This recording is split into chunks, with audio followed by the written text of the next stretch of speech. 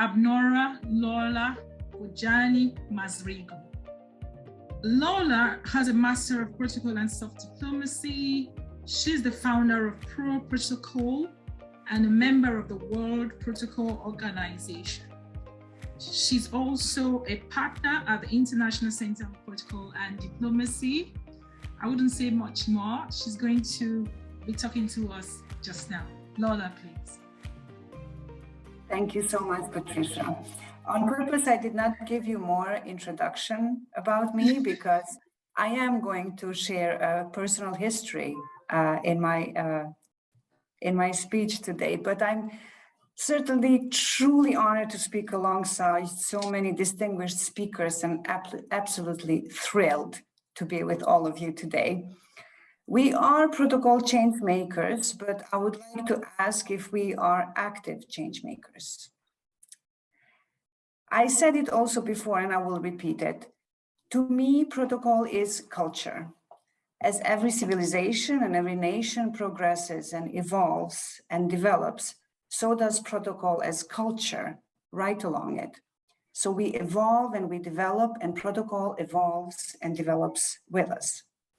As protocol professionals, we do the best we can with what we have, daily delivering in our work, adapting to international system changes, respecting cultures, creating harmonious, comfortable, welcoming environment, putting a human touch to everything we do, and so much more, ensuring we make no mistake, and serving as a foundation for diplomacy to achieve results. So protocol is that dynamic but quiet element in diplomacy that drives excellence, ensuring that peace, stability, prosperity, and well-being in the world. I cannot think of many other professions where the work we do has such a lasting influence on society, the environment, and the quality of life for generations to come. And it is all done in silence, behind the scenes. When there is so much passion in what we do, our profession becomes also personal for us. It became very personal to me. Hence, I would like to share a personal history with you and protocol impact in my life. I was born and live in Kosovo, a post-war, still developing country, where not so long ago, access to basic living conditions was limited. Access to information and higher education was a privilege until 20 years ago. I was raised in a family of filigree man makers. And for those who don't know, filigree is ornamental work of fine gold or silver wire formed into delicate jewelry pieces, making Kosovo famous for this art. Regardless of being told that filigree making is not for girls during my childhood, I could not think of anything else but art during my schooling, dreaming of becoming the first woman filigree maker in my family one day. Fast forward to university, I was unfortunately not admitted to art faculty to study design. Only one woman was admitted, whereas the rest were men. I ended up studying something else, a compromise of some sort, which I never finished. In my mid-20s, the political situation in my country was deteriorating. International diplomatic missions came to my country, and I was fortunate to get the job. Luckily, this time I was one of the only 2 women to get the job, whereas again, the rest in the team were men. This was the first time I encountered so many people from so many different countries, and I didn't have any knowledge of their culture or customs. I only knew where they are coming from thanks to geography classes, maps, and some history books that I had. After the war, I was again one of the lucky ones to continue working with an international organization, but in a different, now peacekeeping diplomatic setting. Invitations, confirmations, agendas, table settings, seating arrangements were part of my everyday job. I didn't know what I was doing. I had no clue, but was driven by what made sense, putting some logic to it. And I made mistakes. It was brought to my attention that I was lacking protocol knowledge. And this is the first time I heard about protocol. Thanks to internet and working with colleagues from developing countries, as well as my Kosovan friends who studied abroad, I was able to find and attend a couple of trainings in protocol sponsored by my organization. But this did not make me a protocol professional. It only gave me basics in this field. But it also gave me something much more important. In this short learning path, I found art in protocol, which was also the turning point in my professional life. This is when I decided that I wanted to be a part of the protocol world, meet protocol professionals, and extend my knowledge further. I wanted to both continue learning, but also blend art with my profession, and then share my knowledge and experience with those who thought like me, but were not blessed with the opportunities I had. At that time, I could not find any school or university program to study protocol in more depth. There was only one subject called diplomatic protocol in one semester at the university, Bachelor Studies in International Relations and Diplomacy. But I was still interested in this art, and my continuous search for study opportunities led me to this 3-year university program, which I immediately signed up for. I knew it was not going to be easy, as I was now a mother of 2 with a full-time job in a male-dominated society. But again, I took the risk of studying from scratch, and I did graduate.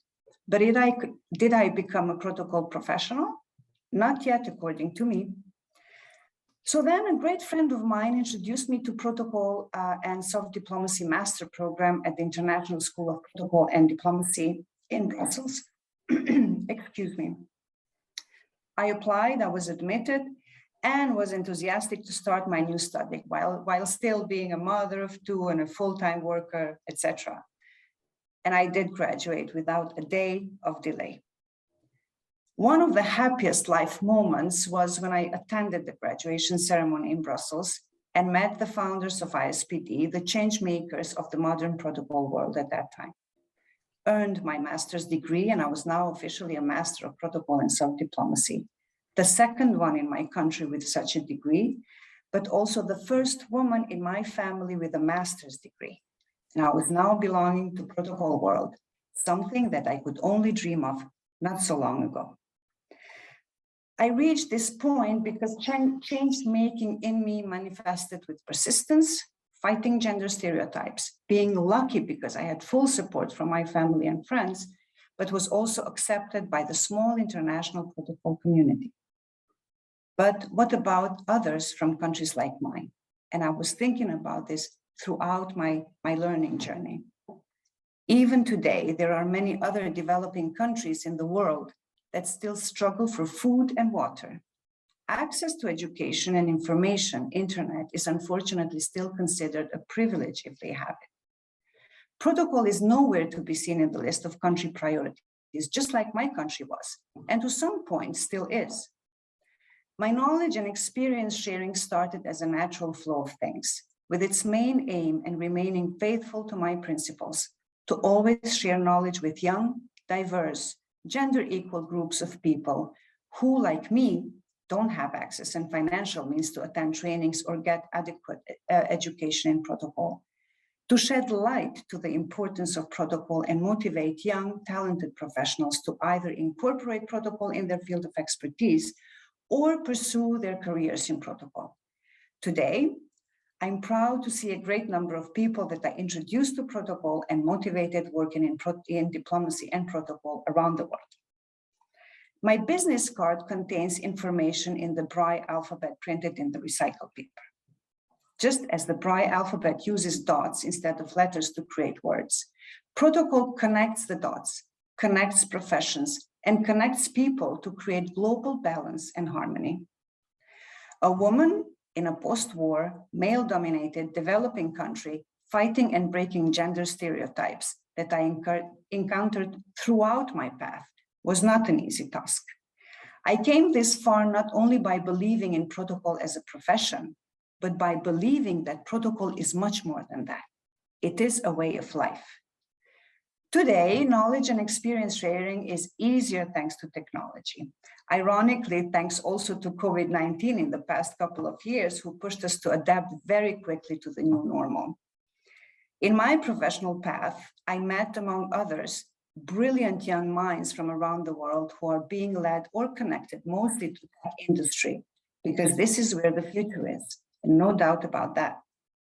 I see flyers everywhere calling for women in technology and promoting it 24/7. Brilliant. But is there a place for protocol profession in this fast evolving world surrounded by technology? Always. Protocol was, is, and always will be there to evolve, adapt, and accommodate the needs of everyone in different fields by creating the synergies needed for the profession to succeed. I can already see professionals from different fields coming together, designing a unique digital protocol app that will bring protocol profession to a new 21st century level. But I think that this can be the theme for our next conference, so I will not continue talking about that. Talent knows no gender, no race, no disability, no nationality. We are all different. We all use spaces and places differently, but we do have protocol connecting all of us. I will not talk statistics on gender gaps in protocol workforce, because in all searches that I've done so far, protocol as a profession is nowhere to be seen, listed not even once in any of the searches. So distinguished participants of this conference and protocol friends, let's do what we do best: plan, organize, and implement. We owe it to ourselves and future generations to first recognize this great profession and then register protocol as a profession, giving it the place and value it deserves. Be proactive as a start. Write to every website that doesn't have protocol included in the list of professions. I do the same. I do it every day. It is also our obligation as protocol professionals to also be motivators and promoters and create a structured, organized, easy to access professional protocol learning path to attract talented youth in joining us, evolve and rise together, ensuring that all are welcomed from different fields in every place around the globe, regardless if they are from a developed or developing country. Diversity, inclusion, and gender equality being the driving force of protocol dynamics. This is how we create a global perspective for all in this industry. I believe we have made the first step today, unifying for the recognition of protocol profession around the world. Having 3 phenomenal women organizers, over 20 speakers from 6 continents from over 40 countries is a change-making experience already. I truly feel honored and privileged to connect from Kosovo and be a part of this historic global initiative, and looking forward to actively participate in the change-making era in the modern history of protocol. I thank the organizers from the bottom of my heart for the initiative of having 11th of May as World Protocol Day, to recognize the profession, as well as launching the Global Protocol and Diplomatic Network, aiming to have an inclusive and diversified professionals of country representatives across the globe. This is change-making in action. So yes, to answer the question I asked at the beginning, we certainly are active change makers, but let us be great active change makers starting from today. Thank you. Oh, thank you so much, Lola. That is just remarkable. I'm sure that other people in the team will have so much to say, and I'm really impressed and happy that you're able to point out the importance of protocol, especially in these times of global changes. And I just think it's important that every protocol person takes this initiative and run with it and, you know, make that great change. So we're really impressed. Telling us your story, sharing your story with us, telling us how this started and how things have become now. It's a privilege, and we appreciate that. I always love when you share your thoughts, and your presentations are quite really remarkable and robust, and we find this very important as well as very useful in today's and discussion. So thank you so much again. And we actually thank you. And Patricia, now you understand why I did not want to share more information about myself for your presentation. Yeah, I can see that. Thank you. Thank you for understanding. Yeah, that's all right. We enjoyed it. I'm sure you get some questions coming through, but I'm sure we'll pick them for you since you're still on. LaDonna, I'm not sure what you have. Yes. Oh, Lola, this was just a fascinating presentation. I'm going to be using that word, hopefully not overusing it for all of the presenters, but I was just taking so many notes. And one of the things you struck a chord with, I mean, when we got your topic, protocol dynamics and change maker towards achieving gender equality.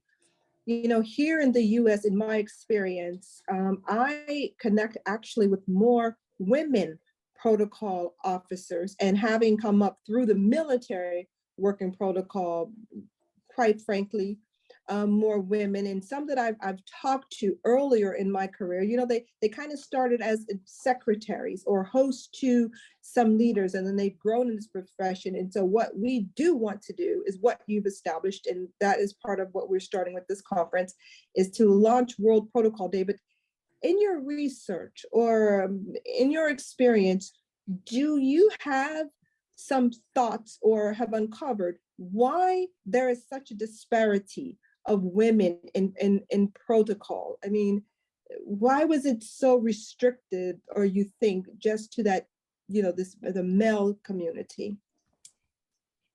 I can talk from my part of the world. Yeah. Because as I said, I come from a developing country. I don't come from a Sure. developed country. I think that first it's that access to education that women don't have, or the access to education, the priority is given to men and then to women. So I think this is the start, and then everything else follows. So access to education, I believe, is the key. And that is why I would really like for us to kind of get organized a bit, not a bit better, but more, and give more from us. Because for me personally, it's a life mission. And I shared this with Patricia also before. It's my life mission to share my knowledge and to share my experience and promote protocol, and mostly with young women in my country, but young women and men. I mean, to me, there shouldn't be any difference. To me, when we reach the point of not even mentioning gender, then we really succeeded. But unfortunately, we still need to mention gender. So, LaDonna, for me, access to education is the key. Indeed. When we give this access or make path, the easier path to this, to education, I think that things are going to change when it comes to the gender. I hope I answered your question. You did. Thank you very much. This is, that's kind of what I was thinking, but in case someone else said, thank you so much. Patricia and Nicoletta, my pleasure. Any more questions that you have? Just a brief remark. Lola, your presentation was so inspiring, and can I just say I love your background flyer and your support of the 11th of May World Protocol Day, and even you emphasizing and underpinning this initiative means a lot to me. It's basically a love project that I've been trying to working on for a year now and trying to achieve. And I do believe that, as you said, this conference is a big but first step towards our recognition, and especially when I train the new generations at university, and when they graduate as protocol professionals and they start working, they have to understand not just the responsibility of this work, but the beauty of this profession, because this is a fantastic job. Even though sometimes we have night shifts, sometimes we have events over the weekend, and we have to sacrifice a lot. It is a profession that is so rewarding, and knowing the fact that we can contribute to the success of political, state, diplomatic, military, sport, or business relations, this is just something that it's worth working for and learning about. So thank you so much again for your lovely presentation. Again, I loved every bit of it. It was very inspiring, and I hope to see you as well next year in person. This is really a dream come true, would be. Yes, it would be a dream come true for me as well, because the pandemic has changed us, definitely. But thanks to you for organizing these wonderful conferences online, and looking forward to meeting all of you in person, hopefully soon. Thank you. Thank you so much again, Lola, for being with us. Thank you All again. right, then. Thank you. Yeah.